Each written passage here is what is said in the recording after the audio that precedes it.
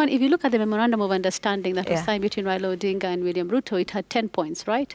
Point number 9 was this: stopping wastage of public resources and promoting government efficiency.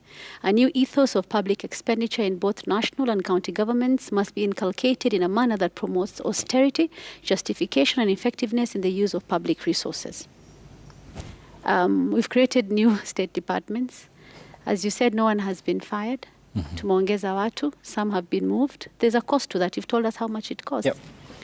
But then, Gituku, when we look back at promises that President William Ruto made after the Gen Z protests in June, remember, Yvonne, we had the cabinet was dissolved on 11th of July.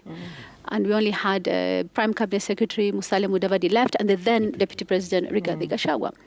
And then on, I think it was 19th of July, he announced a partial cabinet after weeks of so there were about, I think, he announced 11 appointments, which included 6 members from the previous cabinet. And then come August 2024, this is the time when tunaanza kuona ushirikiano kati ya Raila na Ruto. That's the time he nominated John Mbadi, CS Treasury, Rebecca Miano, CS Tourism, Opiyo Wandayi, CS Energy. Remember, during this period, Rebecca Miano had been appointed Attorney General at some point, and then akakuwa moved. And then Kipchumba Murkomen was made CS Youth Affairs before he was moved in December 2024 to become the Minister for Interior. Why am I going back to all this? It's because at the time when President William Ruto, after the Gen Z protest, he made some promises. One of them was kupunguza gharama in terms of government spending and government expenditure. And another thing that he promised was he would reduce the number of advisors by 50%.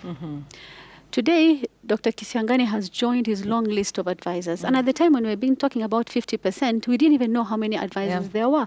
Don't forget Moses Kure also joined. Moses Kure also joined. I mean, there was a time when we had the close allies of Raila Odinga, Dr. Adam Zolo, Dr. Joe Aguirre, Dr. Sylvester Okumu, Kasuku, Major Retired Ali Mahat Somane, all those were also appointed as advisors. Kuongezeka kwa wale who were originally there. And there was already this whole hue and cry over how much it cost to actually have those advisors. There was a whole war on slightly more than the cabinet now? Yeah, they could be, because we don't know exactly how many they are. You're told we'll reduce it by 50%, and then a few months later you go and add those.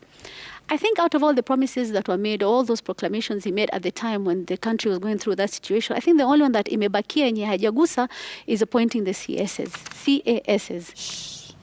Nisikumbushane hiyo. That's the only one that is left, if you ask me. So those announcements he made, kupunguza gharama, cutting costs, looking at government expenditure, trainings and appointments and travel and buying furniture and appointing and reducing the number of advisors by 50%, is what is shafuto.